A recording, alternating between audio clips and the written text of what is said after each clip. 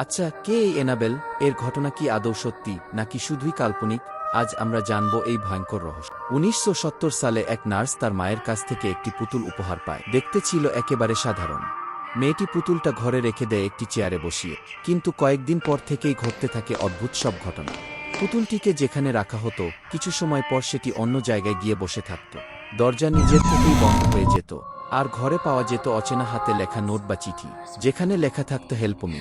ভয়ে মেয়েটি যোগাযোগ করে বিখ্যাত অতিপ্রাকৃতিক গবেষক এড এবং লরেইন ওয়ারেনের সঙ্গে। তারা পরীক্ষা করে বলেন, এই পুতুলে এক অশুভ আত্মা বাস করছে, যে জীবিত মানুষের দেহে প্রবেশ করার চেষ্টা করছে। এরপর সেই পুতুলটিকে কাচের বাক্সে বন্ধ করে রাখা হয় ওয়ারেন অকাল্ট মিউজিয়াম এ। আর বাক্সের ওপর লেখা থাকে, warning, positively do not open.